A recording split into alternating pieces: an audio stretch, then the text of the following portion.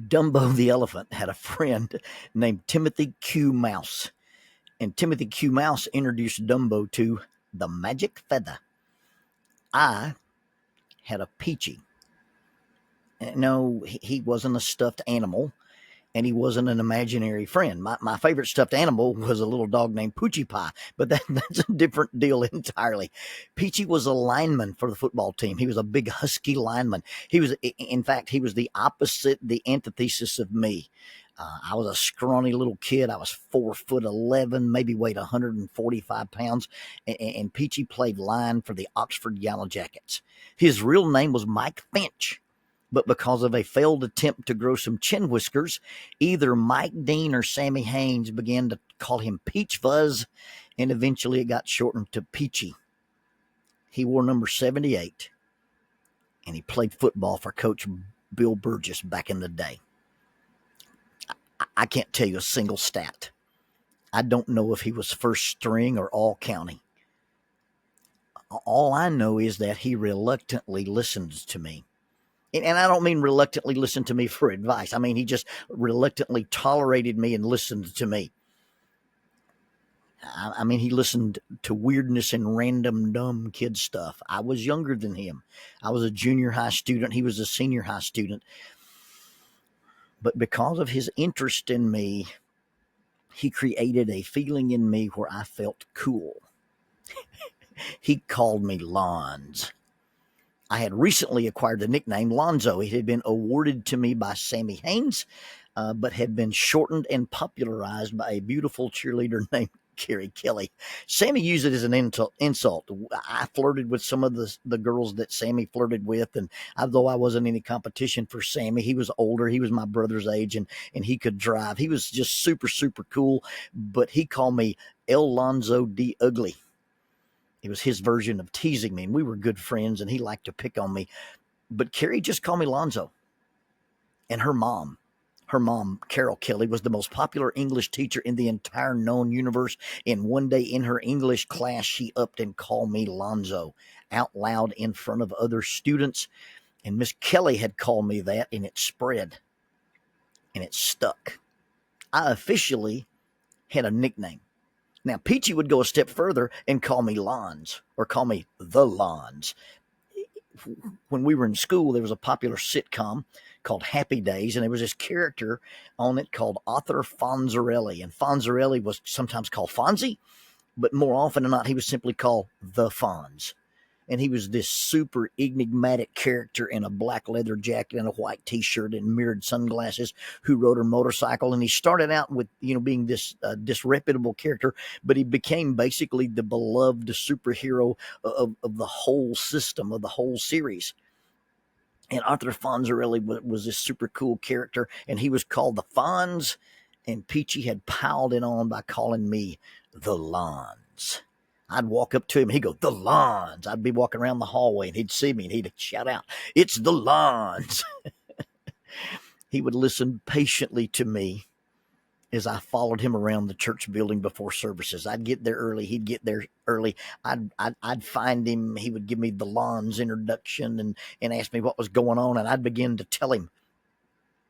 I'd begin explaining my latest imagined game, my latest imagined adventure.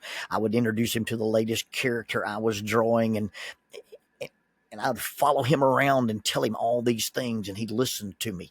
He'd even act like he was intimidated by me if in some situation at a youth gathering or something, I would imitate the Fonz and snap my fingers. He would act like, that had some effect on him.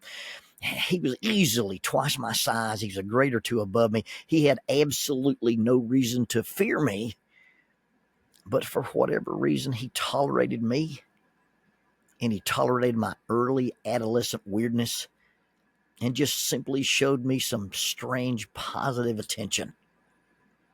Jackie and I recently visited some friends. They have a beautiful lake house down on Logan Martin Lake, and we were visiting Halo and Rhonda Fernandez.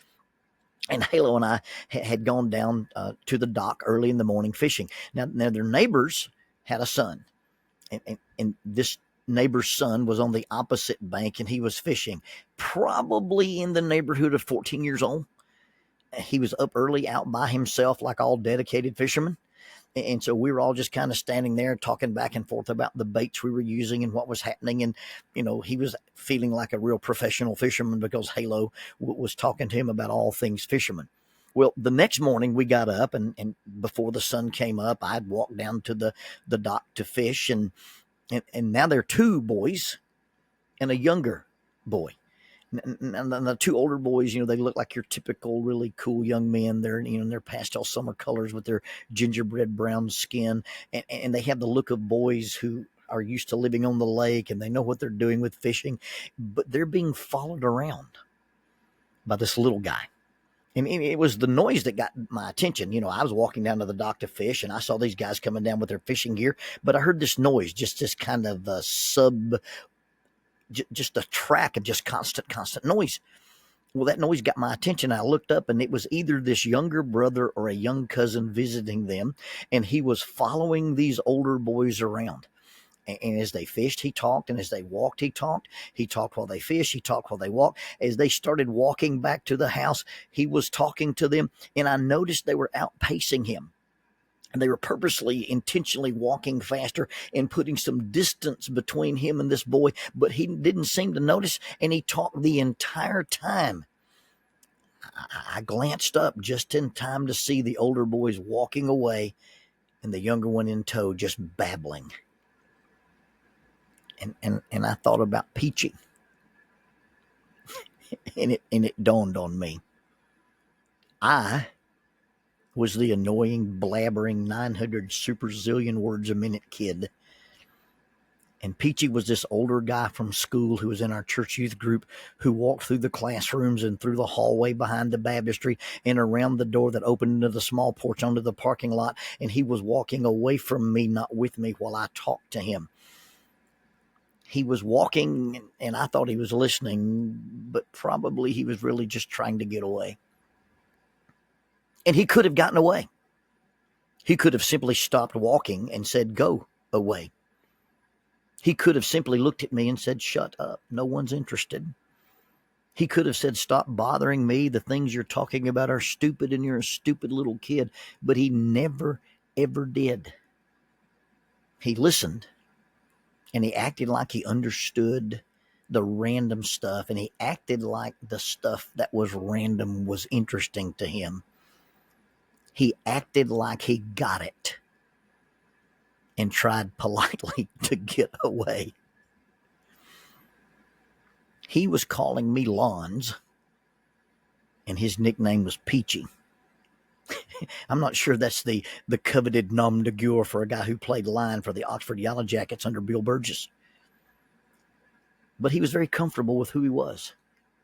He was very comfortable who he was not. He was apparently so comfortable enough with his own status that he could let me borrow some of his comfort. In those days, one could not just simply approach a group of football guys. But as a little freshman, I could if Peachy was with them. Man, I remember those dudes, they looked like superheroes. They'd wear those varsity jerseys in the hallway on game day. They'd stand about in clusters. And if I walked by them, Peachy would say, "Hey, what about it, Lonz? Hey, guys, it's the Lonz." And all these other guys would turn and look at me. And here's this 4'11" kid that Mike Finch treated like he was a friend. Now, Sammy had been trying to tease me with the name. But Peachy turned it into something that was really, really cool. He didn't make me cool. And I wasn't cool in the aspects of like you think of. I didn't have a sports car, and I wasn't a sportsman. But the thing that Peachy did was he made me feel valuable. I would carry the name Lonzo all the way into college. In fact, in college, I would only be known as Lonzo. There were people who didn't know my name was Lonnie, and a lot of people didn't even know I had a last name. It was just Lonzo. I just cool. I was one of those single name people when I was in college. And the way Peachy treated me, it felt like I was worth something. And then that feeling he gave me, it's not a feeling he created in me, but he awakened it. You see, a football player and a cheerleader and an English teacher called me Lonzo. And somehow it worked like a magic feather.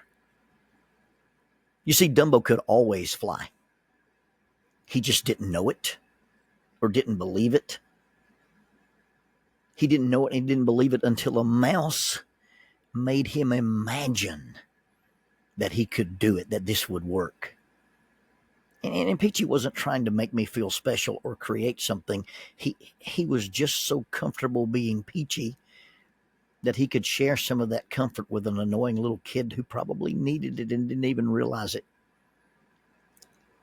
Peachy was not a psychologist. Peachy was just that. He was just simply genuine. He was not a hero, but he wasn't a bully. And he was not overtly kind. He was just never cruel. He thought I was cool. I was 62 years old, standing on a boat dock with Halo Fernandez when I realized he didn't think I was cool. He thought I was annoying.